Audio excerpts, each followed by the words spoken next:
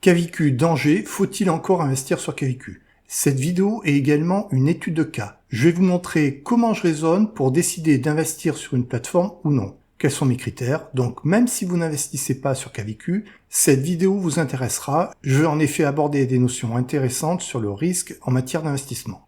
Et si vous êtes investisseur sur Kaviku, je pense qu'il est important que vous regardiez cette vidéo. Et même si vous n'investissez pas sur cette plateforme, cette vidéo peut vous être utile. Car je vais développer la notion de rendement-risque que tout investisseur devrait maîtriser sous peine de perdre de l'argent. Et je vais vous montrer comment vous pouvez choisir les plateformes sur lesquelles investir, quels sont les critères rationnels qui doivent guider les choix d'un investisseur, car je vais vous parler de risque, de rentabilité, de diversification, mais surtout comment articuler tous ces critères ensemble pour arriver à faire les bons choix. Comme toujours, vous pouvez choisir de regarder les parties de la vidéo qui vous intéressent en passant le curseur de votre souris ici, ce qui fera apparaître un menu. Plusieurs choses me poussent à arrêter d'investir sur Kaviku. D'une part, les taux offerts sur Kaviku ont fortement baissé. Comme vous pouvez le voir, en mai 2022, j'avais financé des prêts sur Kaviku avec un taux de 12 plus 1% de bonus puisque j'avais au total plus de 1000 € sur la plateforme. J'obtenais donc une très bonne rentabilité de 13% par an. Alors que 3 ans plus tard, en mai 2025, sur les derniers prêts financés, j'ai seulement une rentabilité de 9% par an. Et la différence entre 9 et 13% est énorme si on raisonne en termes d'intérêts cumulés. Je vous ai représenté graphiquement les intérêts cumulés en jaune avec un taux annuel de 9% et en rouge avec un taux annuel de 13%. Vous voyez que si au début il semble qu'il n'y ait pas une grande différence, en réalité la différence est énorme sur des périodes d'investissement longues. Avec un taux de 9% par an, en 20 ans, vous multipliez votre capital par 5,6. Alors qu'avec un taux de 13% sur la même durée, le capital sera multiplié par 11,5. Autrement dit, avec un taux à 13%, in fine, vous aurez un capital qui sera le double de celui placé à 9%. Cependant, avant de rêver sur ce graphique, il faudrait prendre en compte les impôts et l'inflation qui vous donneront la vraie évolution du capital qui serait bien inférieure. Donc vous voyez qu'avec la baisse des taux sur Kaviku, c'est beaucoup moins intéressant d'investir qu'auparavant. Bon, je pense que vous avez compris, c'est décidé, j'arrête d'investir sur Kaviku. Eh bien non, en fait, je vais encore me poser des questions. Première question basique, est-ce qu'il est possible de trouver des investissements à plus de 9%? Car en effet, il serait pertinent d'arrêter de placer mon argent sur Kaviku à 9% seulement si j'arrive à trouver mieux ailleurs. Et en effet, il y a beaucoup de plateformes qui proposent bien plus. Dans le domaine du P2P, il y a Swapper, Nectaro, Esketit, Robocash, Iuvo, Mintos. Et dans le domaine de l'investissement immobilier passif, il y a par exemple Indemo, Finton ou Brickstarter. J'ai fait une vidéo d'analyse pour chacune des plateformes dont je viens de parler. Vous les retrouverez dans la playlist investissement de ma chaîne YouTube. Un investisseur rationnel doit se demander comment Kaviku se positionne sur l'échelle rendement-risque par rapport aux autres plateformes que je viens de citer. Normalement, un investissement avec un risque faible rapporte peu. On aurait par exemple le livret A quelque part ici, au plus bas de l'échelle rendement-risque, avec un risque faible et un rendement faible. Alors qu'à contrario, un investissement avec un rendement élevé aura a priori un risque élevé.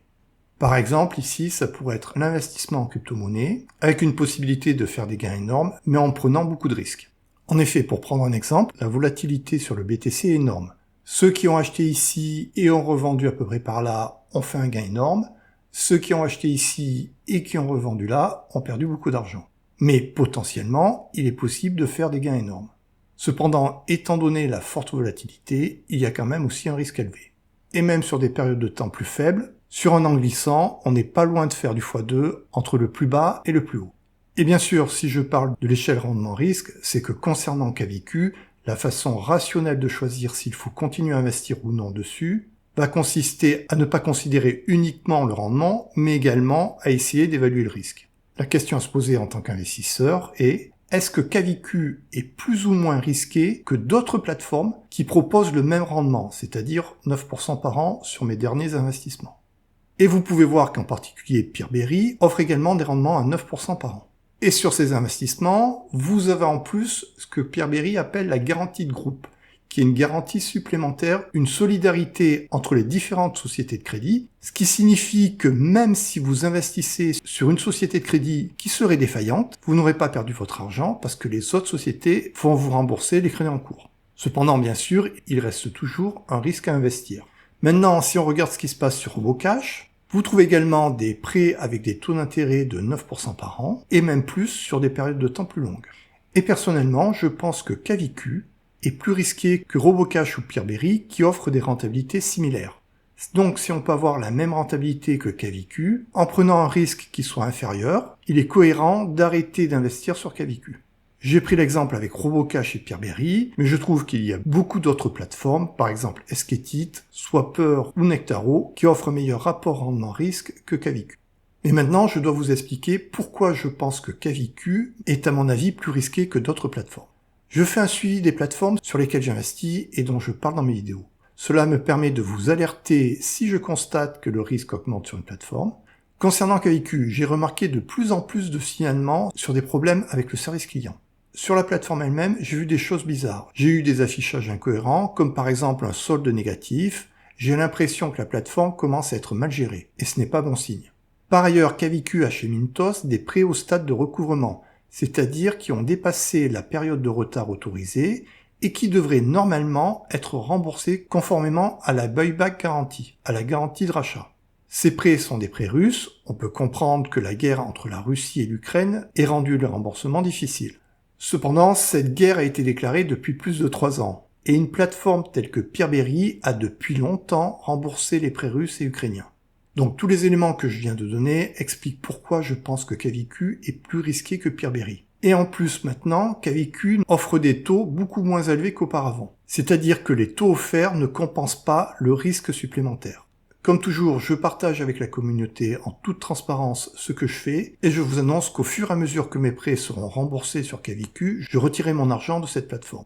Et bien sûr, dans ma prochaine vidéo bilan, je parlerai du risque qui me semble augmenter chez Kaviku, mais j'avais déjà commencé à en parler dans les précédentes vidéos bilan. Et je vais retirer le lien de parrainage vers Kaviku de mon site internet. Je le remplacerai par le lien qui mène vers cette vidéo, qui explique pourquoi je ne propose plus de parrainage pour Kaviku. Sur mon site internet, je ne mets que des liens vers une sélection de plateformes dont je pense que le rapport rendement-risque est bon et sur lesquelles j'investis. Bien sûr, si je mettais des liens vers toutes les plateformes, même celles qui me semblent risquées, sans faire de sélection, comme le font certains youtubeurs, je gagnerais plus d'argent en affiliation.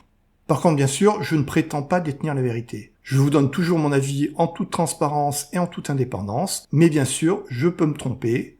Donc c'est à vous de vous faire votre propre opinion et de voir si vous souhaitez continuer d'investir sur Kaviku ou non. Je pense qu'il serait intéressant de faire une analyse rendement-risque, comme je vous l'ai expliqué dans le début de cette vidéo.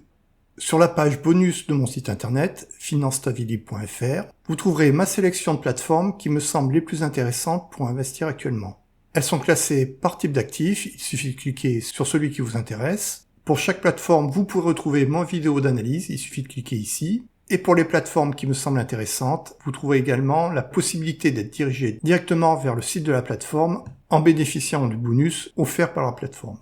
Je mets à jour mon site lorsque je fais une nouvelle vidéo d'analyse. Donc en allant sur mon site, en cliquant sur mon analyse, vous retrouverez la dernière vidéo d'analyse que j'ai faite sur la plateforme. Puisque je vais quitter la plateforme Kaviku, c'est l'heure du bilan pour moi. Sur Kaviku, j'aurais gagné 2280 € d'intérêt sans jamais aucune perte et avec une rentabilité annuelle moyenne de 11,8% sur les 41 mois où j'ai investi sur Kaviku. Je considère que c'est une très bonne performance supérieure à celle sur la plupart des indices boursiers. Kaviku aura été un très bon investissement pour moi, que je suis loin d'avoir regretté. Mais avec la baisse des taux, à l'avenir, ma rentabilité serait moindre sur Kaviku. Et en plus maintenant, je pense que Kaviku est devenue une plateforme plus risquée. En tant qu'investisseur, c'est toujours la rationalité qui doit guider vos choix. Il ne faut pas s'attacher à une plateforme parce que dans le passé, elle vous a fait gagner beaucoup d'argent. Et c'est bien sûr exactement la même chose pour une action. Il faut être flexible, être capable de réexaminer ses choix à tout moment et ne pas hésiter à abandonner un investissement pour lequel la rentabilité baisse ou le risque augmente. À chaque période, il y a des actifs qui surperforment les autres et des actifs qui vont vous faire perdre de l'argent. Et la différence entre un investisseur qui perd de l'argent et un investisseur qui en gagne repose sur la capacité à repérer le type d'actif sur lequel il faut investir à un moment donné.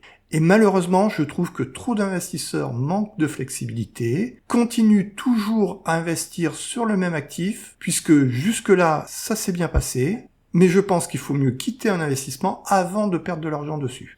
Prenons l'exemple d'un appartement à Paris. Acheter un appartement à Paris dans les années 80 a été un très bon investissement, puisque le prix au mètre carré des appartements sur Paris a énormément augmenté jusqu'en 2020. Mais par contre, ceux qui ont acheté un appartement il y a 5 ans à Paris ont perdu près de 11% sur la valeur de leur achat. Et en plus, en termes de rentabilité locative, Paris est l'une des pires villes de France avec seulement 4% brut par an. Donc beaucoup moins après impôt et parfois inférieur à l'inflation. J'espère que j'ai réussi à vous convaincre qu'un investissement qui est valable à un moment donné ne le sera pas forcément dans le futur. C'est d'ailleurs parce qu'il faut être flexible que je vous fais des bilans trimestriels sur toutes les plateformes sur lesquelles j'investis et que je fais un suivi régulier de mes investissements, où je ne regarde pas uniquement le rendement, mais je cherche toujours à évaluer le risque, par exemple avec les taux de retard sur le P2P ou les taux de procédure judiciaire pour le crowdfunding immobilier, ou également grâce à d'autres paramètres. Je peux ainsi vous alerter si un investissement devient plus risqué ou moins rentable, et je vous propose également régulièrement de nouvelles opportunités d'investissement. C'est la façon dont je gère mon portefeuille d'investissement. Il y aura toujours 2 nouvelles plateformes qui vont rentrer, que j'aurai sélectionnées, mais également à tout moment, je suis prêt à me retirer de certaines plateformes si elles me semblent dorénavant moins intéressantes. Et ce que je dis n'est pas valable uniquement pour des plateformes d'investissement, mais est valable pour tout type d'investissement. Dites-moi en commentaire si vous êtes investisseur sur Kalicue, si vous pensez continuer à y investir, et est-ce que vous pensez que vous savez abandonner un investissement même si dans le passé, il vous a fait gagner beaucoup d'argent. Il était important pour moi de vous montrer l'argent que j'avais gagné sur Kalicue et la forte rentabilité que j'avais obtenue sur 41 mois pour bien vous faire comprendre qu'il ne faut jamais se positionner par rapport à une rentabilité passée, mais toujours se demander ce que la rentabilité pourrait être dans le futur. Même si bien sûr dans ce domaine, il faut rester modeste, personne ne peut prévoir l'avenir. N'hésitez pas à me poser des questions en commentaire si vous en avez, et je vous dis à mercredi prochain pour une nouvelle vidéo.